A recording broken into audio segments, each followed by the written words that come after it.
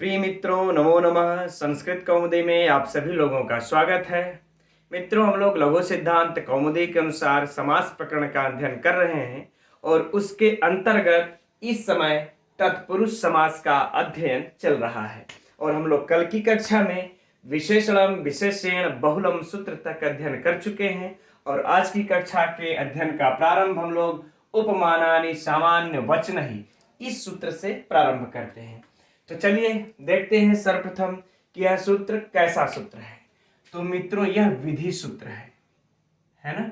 यह विधि सूत्र है, विधान करता है। किसका विधान करता है? समास का विधान करता है ना। समास का विधान करता है। कौन से समास का विधान करता है? तो मित्रों, यह तत्पुरुष समास का ही विधान करता है। उसके बाद ये अलग की बात है कि आगे चल करके तत्पुरुषा समानाधिकरणः कर्मधारयः सूत्र से समानाधिकरण होने से उसकी कर्मधारय संज्ञा हो जाती है ना आगे। ठीक, लेकिन अगर कोई पूछे कि उपमानानि सामान्य वचन ही यह सूत्र किस समास का विधान करता है, तो आप लोग तत्पुरुष समास ही लगाइएगा, कर्मधारय का विधान नहीं करता है। ठीक, आगे चर्चा हो जाएगी फिर से उसकी, यद्यपि इसकी चर्चा कल की कक्षा में भी हो चुकी है। चलिए आइए अब इसका उदाहरण देखते हैं हम लोग। तो मित्रों, इसका उदाहरण है घनश्याम। घनश्याम लौकिक विग्रह देख लेते हैं। घन इव श्याम है ना, यानी कि बादल के समान श्याम वर्ण वाले अर्थात श्री कृष्ण। ठीक, अब इसमें देखिए, इसका हम लोग पहले अब अलौकिक विग्रह देख लेते हैं। अलौकिक विग्रह है घन सु श्याम सु। घन सु धन श्याम सु। ठीक, अब हम लोग मित्रों यहां पर कंडीशन देखते हैं कि ये जो हम लोगों का अलौकिक विग्रह हुआ है, तो इसमें यह वाला सूत्र जो है लागू हो रहा है इसका नियम की नहीं, तभी तो इससे समास हो पाएगा। तो देखिए, बात हो रही है यहां पर उपमानानि, यानी उपमान वाचक सुबंत के साथ। तो यहां पर देखिए घनसु क्या है? उपमान वाचक सुबंत है। अब इसके बाद क्या है कि सामान्य वचन ही, यानी कि सामान्य वचन जो साधारण धर्मवाचक सुबंत हो। तो साधारण धर्म किसको कहते हैं? जो उपमान और उपमेय दोनों में पाया जाता हो, जो दोनों में समान रूप से पाया जाता हो, उस गुण को ही हम साधारण धर्म कहते हैं। और वही गुण को यहाँ पर सामान्य वचन ही से निर्दिष्ट किया गया है। तो यहां पर देखिए उपमान कौन है? उपमान कौन है? घन है ना, बादल। उपमेय कौन है? कृष्ण। इन दोनों में जो सामान्य रूप से जो गुण पाया जाता है श्यामत्व। ठीक, तो यह हमारा हो गया सामान्य वचन ही। तो इस प्रकार से हमारा यह दूसरा वाला भी हमें प्राप्त हो जाता है श्याम सु से। ठीक, यानी साधारण धर्मवाचक सुबंत भी हमें यहाँ पर प्राप्त हो जाता है। तो अब इस सूत्र से यह समास हो जाएगा। किस सूत्र से? उपमानानि सामान्य वचन ही सूत्र से समास। उपमानानि सामान्य वचन सूत्र से समास हो जाएगा। अगर अब यहां पर कोई भी पूछ दे किस सूत्र से समास हुआ है, तो उपमानानि सामान्य वचन सूत्र से समास हुआ है। अब हम लोग इसकी सिद्धि में देख लेते हैं। तो देखिए, इसकी सिद्धि फिर से वही प्रक्रिया होगी कि किसकी इसमें से उपसर्जन संज्ञा होगी। तो उपसर्जन संज्ञा उसी की होगी जो सूत्र में प्रथमा से निर्दिष्ट होगा। तो प्रथमा से निर्दिष्ट यहां पर कौन है मित्रों? उपमानानि। इसमें प्रथमा विभक्ति है। अब इसमें हम देखेंगे कि इसमें उपमान कौन है, वही उपसर्जन संज्ञा के योग्य होगा। तो घनसु यह जो है कि प्रथमा, यही उपमान है। यह उपमान हुआ तो प्रथमा निर्दिष्टम समासम उपसर्जनम सूत्र से इसकी उपसर्जन संज्ञा। उपसर्जन हो जाने के बाद उपसर्जनम पूर्वम से इसका पूर्व में प्रयोग। फिर तत्पश्चात वही प्रक्रिया होगी। कृत तद्धिति समासाश्च सूत्र से क्या हो जाएगा? प्रातिपदिक संज्ञा। इसकी प्रातिपदिक संज्ञा। फिर प्रातिपदिक संज्ञा हो जाने के बाद सुपो धातु प्रातिपदिकयोः सूत्र से इसका लोप हो जाएगा। किसका? इस सु और सु का लोप हो जाएगा। और लोप होकर के हम लोगों को क्या प्राप्त होगा? घन श्याम, यह हमें प्राप्त हो जाएगा। घन श्याम, राइट। अब घनश्याम हम लोगों को प्राप्त हो गया। अब इसके बाद अब सुआदि की उत्पत्ति हम लोग अब कर लेंगे। जब सुआदि की उत्पत्ति करते हैं, ठीक, तो सुआदि की उत्पत्ति में क्या होगा, फिर वही ऊ का लोप, बार बार चर्चा इसकी पिछली कई बार कक्षाओं में हो चुकी है। सु को रेफ, रेफ को विसर्ग, विसर्ग होकर के क्या हो जाता है, घनश्याम। यह मित्रों सिद्ध हो गया हम लोगों का। अब इसमें आइए परीक्षा उपयोगी जो प्रश्न बनते हैं उस पर चर्चा कर लिया जाए। तो देखिए, सबसे पहला प्रश्न यह होगा, घनश्यामा में कौन समास है। तो देखिए, घनश्यामा में कौन समास है, इसमें कर्मधारय समास है। अब आप लोगों को यह संशय उत्पन्न होता होगा कि सर अभी तो यहाँ पर आप बोल रहे हैं कि यह तत्पुरुष समास का विधान कर रहा है। समास का कौन यह विधान कर रहा है, तत्पुरुष समास का विधान कर रहा है, तो फिर यहाँ पर कर्मधारय समास कैसे हो सकता है। तो देखिए, जब इसका समान अधिकरण यह हो जाता है, चूंकि दोनों प्रथमांत हैं और एक ही अधिकरण को कर, एक ही अधिकरण के वाच्यार्थ को कह रहे हैं, तो जब इनका समानाधिकरण हो जाता है तब हमारा यह सूत्र यहां पर अब आकर के काम करता है। कौन सा सूत्र काम करता है, वही तत्पुरुष है ना, तत्पुरुष समानाधिकरण कर्मधारय, कि तत्पुरुष समास जो हुआ रहता है जब उसका समान अधिकरण हो जाता है तो उस ऐसे तत्पुरुष समास की कर्मधारय संज्ञा हम करते, कर्मधारय संज्ञा करते हैं। तो जब यह कंडीशन जब यहाँ पर हमें प्राप्त होता है तो इसकी कर्मधारय हम संज्ञा कर देते हैं। इसलिए घनश्यामा में जब भी कभी पूछे परीक्षा में तो तत्पुरुष समास नहीं मारना है। कौन सा मारना है, घनश्यामा। लेकिन अगर यह पूछ दे कि उपमानानि सामान्य वचन ही, कैसा सूत्र है, तो विधि सूत्र है। किसका विधान करता है, समास का करता है। कौन से समास का विधान करता है, तब मारिएगा तत्पुरुष समास का विधान करता है, तब इसको कर्मधारय नहीं मारना है। ठीक, आ गई बातें समझ में। अब इसमें इसका यह रहा लौकिक विग्रह और यह रहा अलौकिक विग्रह। अब इसके बाद मित्रों, अच्छा, अब इसमें अगर पूछ दे घनश्यामा में किस सूत्र से समास हुआ है, तब क्या मारेंगे आप लोग, ये उपमानानि सामान्य वचन है। ठीक, अब इससे बाहर मैं दावे के साथ कह सकता हूं आप लोगों से कोई परीक्षा में प्रश्न नहीं पूछा जाएगा। ठीक, चलिए अब इसी के अंतर्गत एक अच्छा अन्य उदाहरण भी कुछ है, उसको देख लेते हैं, फिर हम लोग आगे देखते हैं। अन्य उदाहरण में मित्रों दिया हुआ है जैसे कर्पूर गौरव, इसको भी नोट कर लीजिएगा, बहुत ही महत्वपूर्ण है, आप लोगों को हो सकता है पुस्तक में न दिया हो। कर्पूर गौरव में कौन समास है, कर्मधारय समास। किस सूत्र से, उपमानानि सामान्य वचन सूत्र से हुआ है। ठीक है, आगे इसी प्रकार से और भी है, मृग चपला है, गजस्थला है, ठीक है, नीरद श्यामा है, नीरद श्यामा है, यह नीरद श्यामा। ठीक, और भी बहुत से हैं, बस यथावत इसी प्रकार से हम लोगों को समझ लेना है। अब इसी सूत्र के अंतर्गत मित्रों एक वार्तिक दिया है, भाई इस वार्तिक को देखते हैं। तो अब हम लोग इस वार्तिक को देखते हैं। यह वार्तिक है, शाक पार्थिवादी नाम सिद्ध है उत्तर पद लोपस्योपसंख्यानम। तो क्या कह रहा है मित्रों यह वार्तिक, कि शाक पार्थिवादी नाम, कि शाक पार्थिव आदि की सिद्धि में उत्तर पद लोपस्य, उत्तर पद का लोप हो, उपसंख्यानम ऐसा कहना चाहिए। ठीक, अर्थात शाक पार्थिवादि के सिद्धि में उत्तर पद का लोप हो, ऐसा महर्षि पाणिनि को कहना चाहिए था। यह वार्तिककार का कहना है। अब आइए इसके उदाहरण को देखते हैं। तो मित्रों यहाँ पर देखिए, शाक पार्थिव के उदाहरण में दो बार सिद्धि होगी, दो बार समास होगा, सिद्धि नहीं दो बार समास होगा। ठीक, तो हम लोग चूंकि उत्तर पद का लोप करना है तो उत्तर पद में तो लोप करने के लिए दो बार समास तो करना ही पड़ेगा। तो देखिए इसका जो पहला समास होगा शाक प्रिय।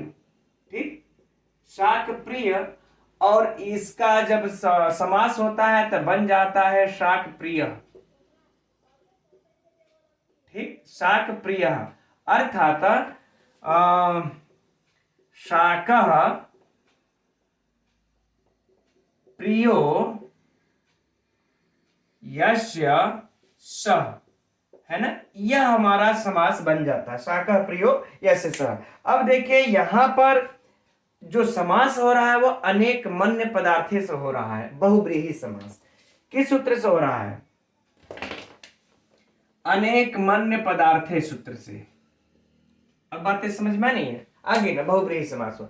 अब इस शाक प्रिय, यहाँ शाक और प्रिय का समास होकर के जब शाक प्रिय बन जाता है तब इसका पार्थिव के साथ अब समास हम करेंगे। जब पार्थिव के साथ अब समास हम लोग अब करते हैं तो क्या है, शाक पार्थिव है ना, शाक पार्थिव। ठीक, अब ये हो गया। अब इसका जब हम लोग लौकिक विग्रह करते हैं तब है, देखिए शाक प्रिय पार्थिव। ठीक, ध्यान रखिएगा, अलौकिक लौकिक विग्रह में प्रिय जो उत्तर पद है इसका यह जुड़ेगा, और जब समास हमारा जब ये इस प्रकार से कर्मधारय समास को जब प्राप्त होता है तो इसी उत्तर पद का लोप करना होगा। ठीक है ना। अब आइए इसके अलौकिक विग्रह में चलते हैं। तो अलौकिक विग्रह हो जाएगा मित्रों शाक प्रिय, शाक प्रिय सु धन पार्थिव सु, पार्थिव सु, यह समास हो गया हमारा। अरे अलौकिक विग्रह।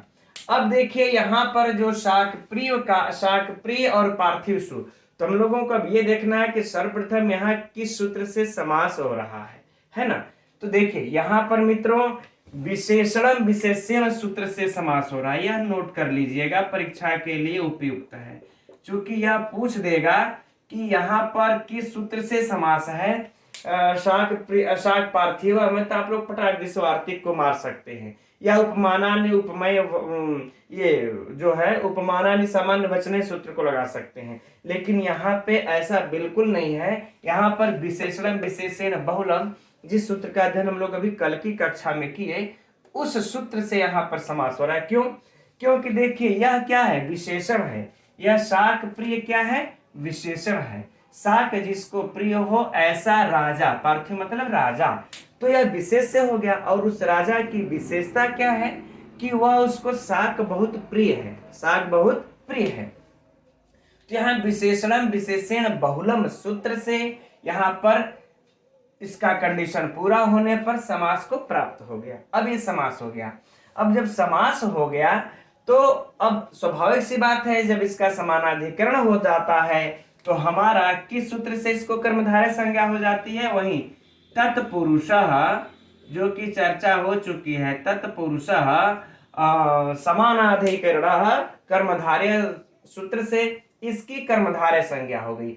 अब जब कर्मधारय संज्ञा हो गई तो जब इस कर्मधारय संज्ञा में जब हम इसका समास करेंगे तब ये वार्तिककार आकर के यहाँ, अब बाकी हाँ वार्तिककार को भी रहने देते हैं, बाकी इसकी प्रक्रिया को और देख लेते हैं। अब जान ही रहे हैं जो विशेषण है इसकी उपसर्जन संज्ञा होकर के पूर्व में प्रयोग की कृत तद्धित समास से इसकी प्रातिपदिक संज्ञा, सुपो धातु से इसका लोप, क्या बन गया, शाक प्रिय और फिर पार्थिव, पार्थिव ये बन गया हमारा हम लोगों का।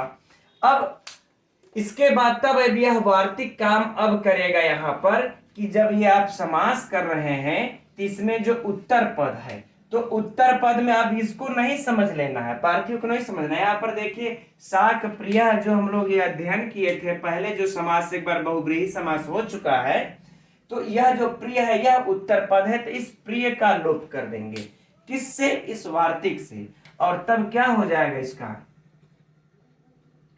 शाक पार्थिव, शाक पार्थिव अब बन गया, समझ में आ गया। अब बाकी हम लोग इसमें अब क्या अब कर लेंगे, शु आदि की उत्पत्ति जब हम लोग अब कर लेंगे तो शाक पार्थिव ये रूप हम लोगों का बन गया। ठीक, इसी का है अगला उदाहरण, इसी में दिया होगा आप लोगों के पुस्तक में, देव पूजक है ना, देव ब्राह्मण, क्या दिया है, देव ब्राह्मण। तो चलिए अच्छा इसको थोड़ा सा साफ अप कर लेते हैं, तो फिर देव ब्राह्मण को भी देख लेते हैं। तो अगला उदाहरण है मित्रों देव ब्राह्मण। देव ब्राह्मण, इसका जो लौकिक विग्रह होगा क्या हो जाएगा, देव पूजको ब्राह्मण। देव पूजको ब्राह्मण। अब यहां पर देखिए इसका जो अलौकिक विग्रह होगा पहले, अच्छा उसको देख लेते हैं फिर इसको आगे देखते हैं। अलौकिक विग्रह क्या हो जाएगा, देव पूजक सु धन ब्राह्मण सु, है ना। तो मित्रों इसमें भी देखिए पहले इस देव पूजक में समास हो चुका है, तभी तो यह पूजक उत्तर पद बन पाएगा। ठीक, तो इसमें क्या होगा, देवानाम पूजकः, देवानाम पूजकः देव पूजकः, देव पूजकः। ठीक, अब समझ में आ गया। अब देव पूजकः में कौन सा समास है मित्रों, तो यहां पर देखिए षष्ठी तत्पुरुष समास है, षष्ठी तत्पुरुष समास है देव पूजकः में।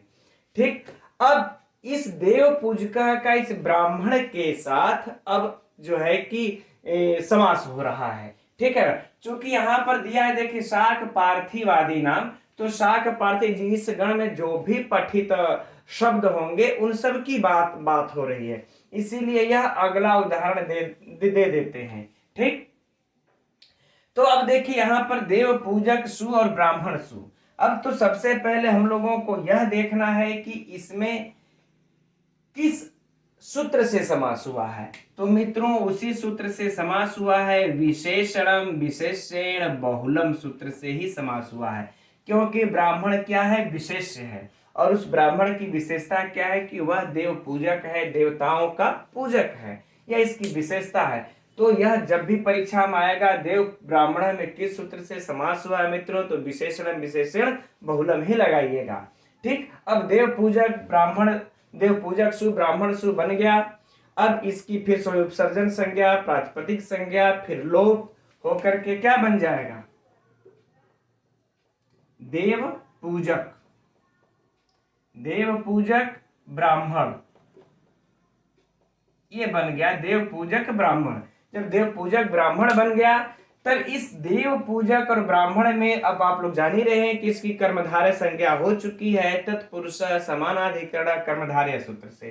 ठीक, चलिए, अच्छा जब यहां पर अब समास हो रहा है तब हमारा वार्तिक आकर के कह रहा है कि इसके उत्तर पद का लोप हो। तो उत्तर पद यही न है पूजकः, उत्तर पद का लोप हो। अब उत्तर पद का लोप जब हो जाएगा तो क्या हो जाएगा, देव ब्राह्मण, फिर सु आदि की उत्पत्ति कर देंगे तो देव ब्राह्मण हमारा सिद्ध हो जाता है। ठीक है मित्रों, अब कुछ परीक्षा उपयोगी प्रश्नों की भी चर्चा हो जाए। तो देखिए देव ब्राह्मण में कौन सा समास है ना। अगर यह आ जाए कि देव ब्राह्मण में कौन सा समास है मित्रों, तो एक बार में आप लोग लगाइएगा कर्मधारय, या अभी जो इससे पहले भी पढ़े शाक पार्थिव प्रिय है ना, शाक प्रिय और शाक पार्थिव, तो उसमें भी कौन सा समास होगा, यही कर्मधारय समास होगा। किस सूत्र से होगा, विशेषण विशेषण बहुलम। बहुत बहुत इंपॉर्टेंट है सब प्रश्न है मित्रों जो परीक्षा में पूछे जाते हैं। ठीक, अब अगर यह पूछा जाए कि इसमें उत्तर पद का लोप किस सूत्र से हुआ है, तब आप लोग यह कहेंगे सुवार्तिक से इसके उत्तर पद का लोप हुआ है। अच्छा, अब इसमें एक और जरूरी बात है मित्रों, वह यह है कि देव पूजक में क्या कहना था कि हाँ, इसको कुछ विद्वान मध्यम पद लोपी समास भी कहते हैं, क्योंकि यहां जब हम लोग देखेंगे तो देखिए 3 पद हो जा रहा है ना। एक तो हो गया यह देव, फिर पूजक, फिर ब्राह्मण। तो इसका जब लोप होता है, जब ये पूरे को मानते हैं तब, जब इस पूरे को मानते हैं तब इसको मध्यम पद लोपी भी कहते हैं। लेकिन ऐसा कहना उनका उचित नहीं होना चाहिए, क्योंकि ये सीधे यहाँ पर कह रहे हैं कि उत्तर पद लोपे, कि उत्तर पद का ही लोप हो, अर्थात इस पूजक शब्द को उत्तर पद ही माना जा रहा है। ठीक है, लेकिन फिर भी यदि परीक्षा में मान लेते हैं, अगर ऐसा ऑप्शन दे दे कि जिसमें ये सब ना होकर के सिर्फ मध्यम पदलोपी समास इसमें से कौन है, यह दे दे तो आप लोग ये समझिए कि इसको मध्यम पदलोपी भी कुछ विद्वानों का मानना है। ठीक है मित्रों, हम लोग तत्पुरुष समास में अब तक जो द्वितीय श्रितातीत पतित सूत्र से लेकर के आज की कक्षा में शाक पार्थिवादी नाम इस वार्तिक तक जो भी अध्ययन किए, यह व्यधिकरण तत्पुरुष और समानाधिकरण तत्पुरुष के थे। ठीक, और समानाधिकरण के अंतर्गत हम लोग कर्मधारय और दिगु का भी अध्ययन किए, है ना। अब देखिए आगे जो प्रारंभ होता है तत्पुरुष समास के अंतर्गत, अब वह नए सूत्र, अब वह नए यानी कि नए तत्पुरुष, प्राधि तत्पुरुष, गति तत्पुरुष, अलुक तत्पुरुष, यह सब अब प्रारंभ होता है।